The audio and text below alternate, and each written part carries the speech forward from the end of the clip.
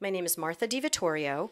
I'm 47. Today's date is Friday, October 11th, 2013. We're at the Bellmore Memorial Library, and I am a library staff member.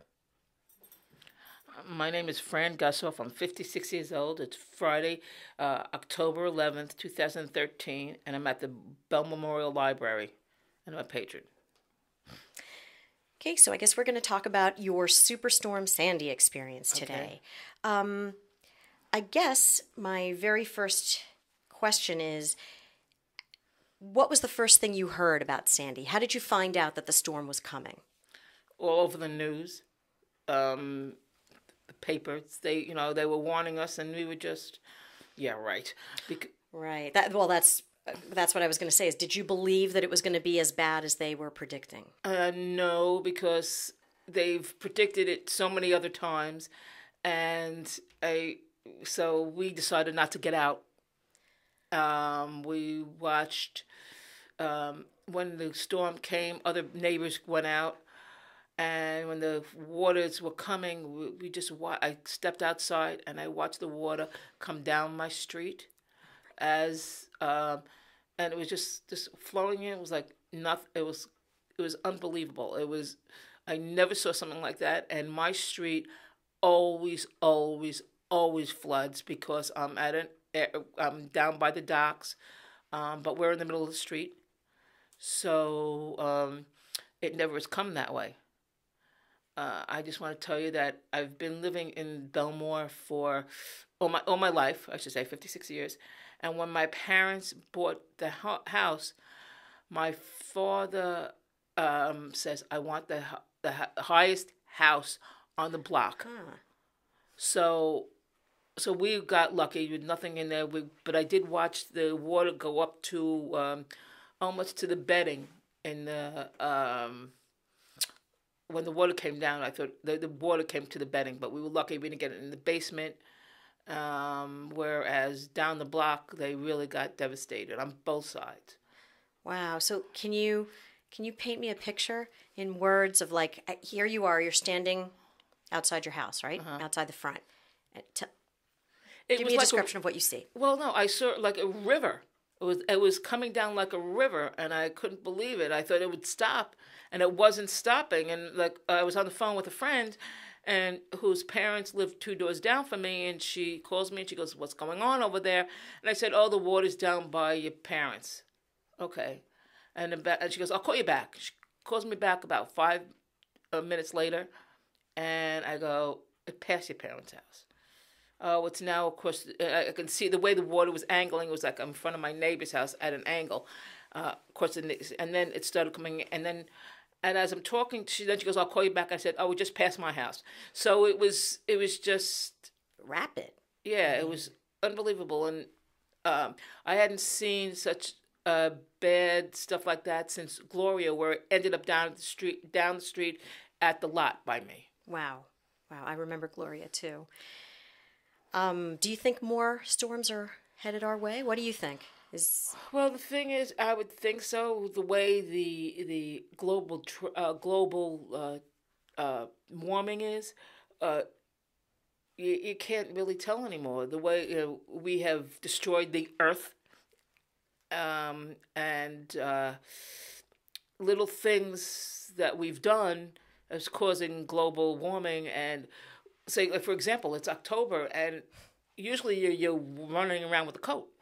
I remember when I was a kid, Halloween, your mother would make you wear a sweater over your costume.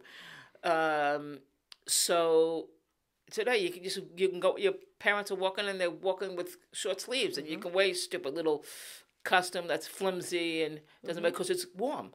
Right. So the answer is yeah. Yeah, It's yes. probably gonna. Yeah. So let me ask you this: if they predicted that a storm on the order of Sandy was coming again, what would you do differently this time? Probably leave. You would evacuate. I would probably evacuate. Okay. I mean, I was very lucky. My car was in the driveway, whereas a couple of my neighbors were across the street, and they lost cars because you just watch the water go up to to the door, all the way up to the door. and they lost their car. And as the water was coming up, I'm thinking, oh crap, I can't afford to buy a new car, and I'm watching the water go up, and it thankfully in the driveway it stopped at the maybe the water stopped where the front wheels were going, so I didn't get any damage on that. So I mean, I was very lucky, but it just was unbelievable. Yeah. Did you take pictures at all?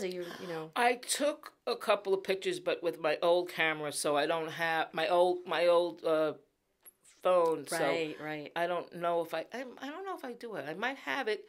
I don't know if I might have it on my computer, but I'm not sure because I deleted some stuff. Right. So if I do, I could send it in. Oh yeah, that'd be great. I mean, but if you have them. I have to really look and see. I know. Now you said, and I apologize. It came close to the bedding. Do you mean flower beds? Is that what you meant? I'm sorry. Yeah, the bedding in the house when you first walk in, you have your bushes and all this kind of stuff. It came very close, about a foot from the bedding, and then from there, you have the stoop, and then inside the house. So the water never actually got into your home. We were very lucky, yes. All right, thank goodness. Did you lose power? Yes, we lost power for 14 days, and we lived here. At the library. At the library, yes. Oh, tell me about that. How? Well, because we had only few places that had power, and so we had it here. We would go home, and we would freeze because it was at night, quite cold. Yeah. We had a bunch of other blankets we put on. And my mother, oh my God, this is something you're going to have to understand this one. When my parents first moved in, my father wanted to move out here, and my grandparents were saying, "You're stupid, you're crazy, why are you moving out here? This is what in Jewish you call Jenemsveld, far, it's far."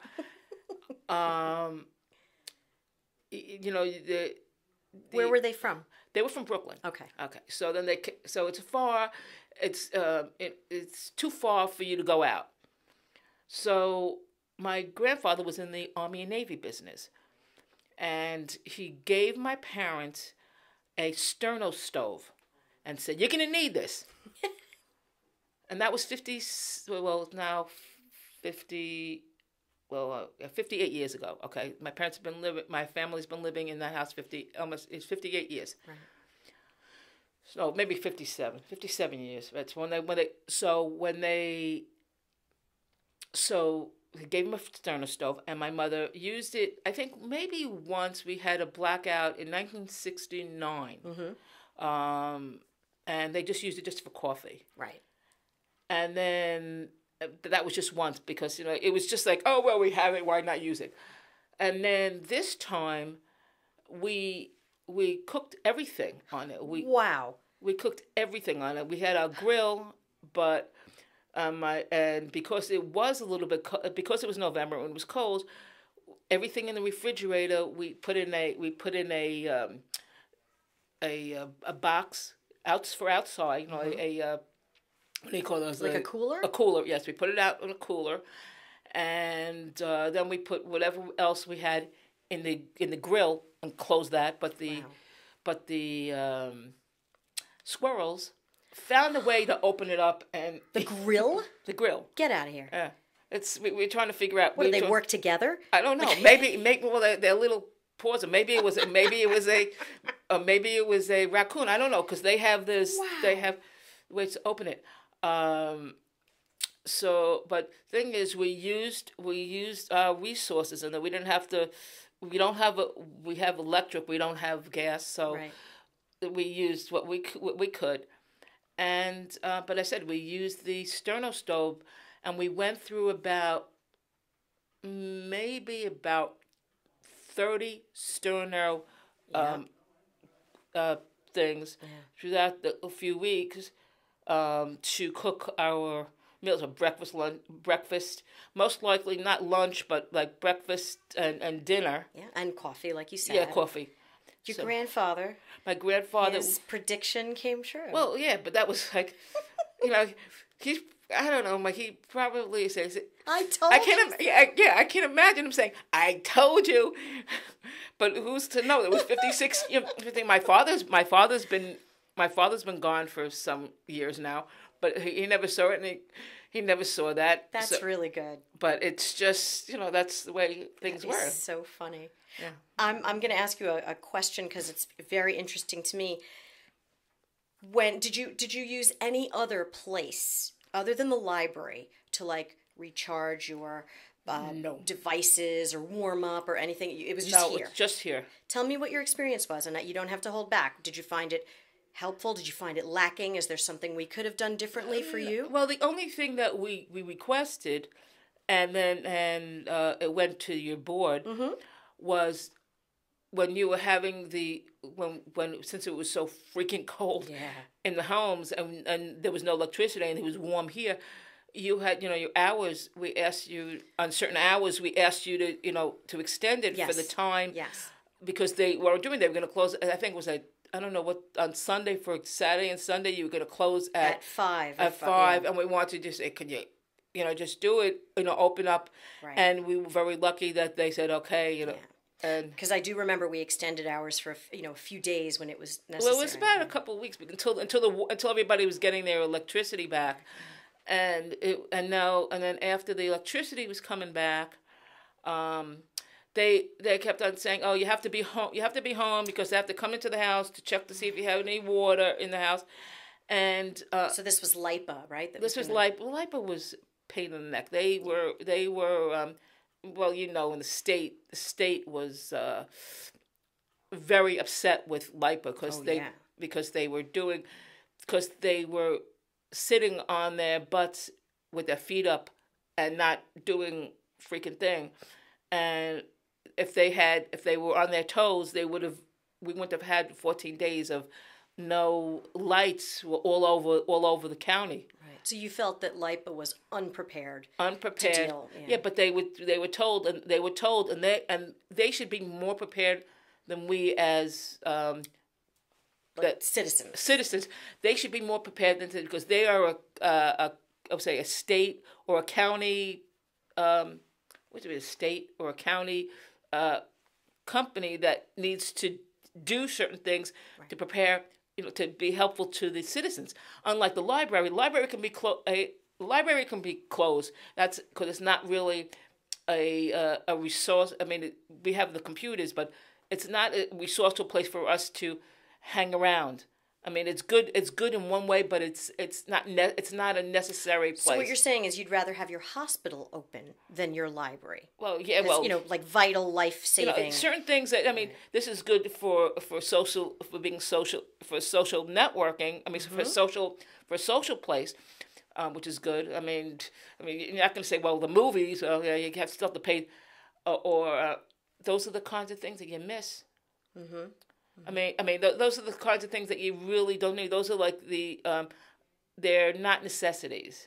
Right. Although I have to say that I think people were surprised when they realized they were coming to the library out of necessity, and we were very, very happy that we had our electricity back. Yeah. I think within 2 days after the storm, and that we were able to provide a shelter for people. Right, but the thing is, the library is not even though the library is here for library is here for convenience. Okay, not for necessity. Right. All right. Right. But thankfully, you guys did something out of necessity. You were there for us. Right. Which was great. Right, and no, we were happy and privileged to be able to do that, and I think that what we're doing now is trying to. Like you said, LIPA's got a plan ahead. Yeah. We're also trying to plan so that we can be like a place where that people think of coming after a disaster. Yeah. We're trying disaster recovery. But so what issues, if any, are you still dealing with after Sandy? Well, thankfully, the only thing that for me, I had a 7-month run on a temporary position regarding Sandy because, and I'm still looking now. But that was because public adjust. People needed a public adjuster because of all this of what was going on, because the insurance companies were playing. Hey, I'm not gonna. I know you paid $50,000. I know you paid $50,000 in, for your insurance, but tough noogies. We're gonna give you $20,000, and they're saying, well, I can't live here because I can't live in my house because one thing I can't afford it, and it's a $50,000 job. Right. That has to be done, or $100,000 job, and and I pay my insurance for you to just give me $20,000. That's not it. So then that's where the public adjuster comes in and says, well, you missed this, you missed this, you missed this, and so what's your background that you were able to do that? Well, when I first started for that, when I was still looking, they needed somebody to go to the town hall. Mm-hmm. Or a town hall meeting, and they needed people to pass out the information. They did the town hall meeting, and then they needed people to know that there's people that could help you, which is a public adjuster, and I got a job through that, the office job for that. Okay, so you were not one of the adjusters going out into the field. No. But I was working in the office. I was working in the office. They needed somebody to, set up, appointments, and so that's what I was doing. Right, and that was for 7 months. That was 7 months. Oh my God. So. And I got to tell you, my boss, one of my bosses, she was out on a job in Long Beach, and. She doesn't drive a stick. A husband does, and mm-hmm. a husband comes. She's usually she was the adjuster in the office. He was out on the field. Right. So she would drive in, and he only had a stick, and she doesn't know how to drive a stick. So he was in the city. He had to be in the city for a couple of days, and she had to go out on a job, and she borrowed her son's car, and her son's car died, and. In Long Beach, wow. And she calls me and she says, "Fran, I'm stuck. I'm stuck here. The car's not working." So I said, I knew she didn't drive all that often, right? So she's not one of those people that, like, if you're a driver for so long, you know what to do when you get stuck. So I said, "All right, I'll come and get you." I went to come and get her, and. It was all the way down, like the furthest part you can go in Long Beach, in Nassau County. And it smelled so bad. This was like a few weeks later. Really? The smell of the mildew and the stuff that was already cleaned, the stuff that was already taken out of the homes and thrown into was taken away and put in the garbage, but the smell was awful. So this is outside. You weren't in a building, outside, in the streets. In the street. Wow. It smelled awful. Wow. I'm sure that's a smell you won't forget. I won't forget it, because I also remember that she also had asthma, so it didn't help her asthma. When she called me, she was wheezing, and I said, I can't leave her there. Got to get her out of there. Yeah. But it was awful. So I mean, I feel more for the people who were in Long Beach in that area more than in Bellmore, because Bellmore didn't get as bad. I mean, Bellmore got it bad, right. But Long Beach got it worse. Yes, definitely. I think theirs was a truly unique Superstorm Sandy experience. Yeah. So let me ask you then, how would you... Has Superstorm Sandy changed anything about the way that you continue to live in the home? Have you done anything differently, changed anything? Well, I really haven't changed anything, but, the thing is, we prepare for the next time. Right. The thing is that we had flashlights in the house, but we had a couple, and we had a flashlight that you have to recharge. We would recharge it here. Oh, okay. And then after the storm, and after that, I was in a store and I saw a flashlight, and I said, what the heck? And I just bought an additional flashlight, and I put it in a place where if I can grab a hold of it when we need it. And right. My mother was going, "What the heck do you need it for?" And the thing is, what the heck do I need it for? Is that, God forbid, we have a problem where the lights go out, where LIPA screws up again. Yeah, that's the... So your mindset has changed a little bit. Well, yeah, but that was at the moment. But the thing is, if I, if it doesn't happen for another couple of years, most likely I'm going to forget about it, but it's still fresh in your mind because Still. it's only a year. Right, right. I know we're coming up on the anniversary. Yeah. How about sternos? How many of those do you have? Well, we have. Well, when I bought, I had bought. First, figured we bought 10. You know, just to have. You know, figured it was only going to be a couple of days, and then we realized we needed more, and I had to go to like several places to find it because like everybody was doing it. And then so then I bought an extra because we didn't know how much longer. So we do have enough for, you know, if something else happens. And I know that a couple of people, it was very, very noisy, is those stupid jet arrays that people were. Right. And I know somebody who just, she has gas, so she installed a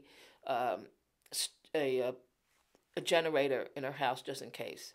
So you do see your neighbors have made some changes to the way they're going to live going forward. Yeah. But you know the thing is, they've been saying for like years and years and years, even when I was a kid, that Long Island was going to be, you know, underwater. That it was going to be up to that when the floods come, it's going to go all the way up to Sunrise Highway. They were pretty close around here. It was Merrick Road, but it was pretty close. I mean, there was stores that I couldn't believe that got destroyed on Merrick Road. I know one of the places in on Merrick Road. The guy said he was there. I went into the store. They had about 2 inches, but he was able to lift some of his merchandise up. Wow. And in order for him to get out, he climbed out the window. because if he opened up the door, forget it. Yeah. So the water would have rushed in. Right. Yeah. So I know. That's what living on Long Island is. But the thing is, like. the thing is, I can't really change anything. I love living on Long Island. Yeah. It's expensive, but living on Long Island is, It's what you know. Yeah, it's like living in California. You have all these earthquakes. I mean, people say, "Well, I'm going to move because I have another earthquake." They don't do that anymore. I mean, they live there and they. It is what it is. This is and the fires that they have in California, that either it's the earthquakes or the fires. But these people live there and then they rebuild and then they. Yeah. So I mean, why can't we be? We're not any different, right? No, I agree. I'm not leaving either. Yeah. Anytime soon. So is there anything else that you might want to have mentioned, or about Sandy, about its impact on you, or? Well, really, as I said, it really didn't really. I mean, at the time, it impacted you, and it's a memory. Yeah. Just like anything else, just like the things that when I was growing up, those kind of memories. And this is the thing is, I don't have children, so young children, so I can't tell them about these stories. But some of my friends' children who can say, my friends' children can say it to their children. Right. Oh, this is what. Right. This is what happened. They can't say things like when growing up. How some days. Oh, I walked 2 miles to school in the snow with regular shoes. All this kind of garbage that our grandparents would tell us. Right. So it's a story that will be impacted for many years. Right. Let me ask you something. You're welcome to refuse. Do you know, you wrote a poem, I know that. Yes. Do you know it by heart? Would you mind? No, I don't know it by heart, but if you have it here. Can we pause for a moment? Because sure. I can get it. And do you mind reciting it for us? And then okay. Okay. This is the poem I wrote. It's called "Oh Sandy Storm." Oh Sandy Storm, you came up with the East Coast to visit some friends during a full moon. Oh, what a mess you made. You flooded our homes, our cars, our businesses too. You took down trees and wires too. No electricity for days. You can't get the best of me. Oh, what a mess you made. You caused early births and deaths. Oh my. You canceled weddings, bar mitzvahs, and other special events. Oy vey. Oh, how I've missed the young children in their cute, inventive costumes at my door. Am I going to miss a very important vote too. You can't get the best of me. Oh, what a mess you made. Oh, those empty shelves in the stores and the gas lines so forever long. You can't get the best of me. Oh, what a mess you made. No trains, you can't get to work. No school, how bored can I get when there's no electricity? Oh, you can't get the best of me. Oh, what a mess you've made. My home is gone, my business is too. My memories are now out in the street. You can't get the best of me. Oh, what a mess you made. I miss my laptop and my mobile devices, for there is no place to keep them charged. You can't get the best of me. Oh, what a mess you've made. My nights are cold and I can't get warm. I get into bed when it's dark, since my flashlight has gone dim. No more batteries and no more matches for my candles to be had. Just please put the electricity back on. Sandy, you will never get the best of me. Oh, what a mess you've made. By Fran Gusoff. Storm Sandy, November 2012. Thank you so much. Thank you very much for sharing that with us. Appreciate Thank you. it.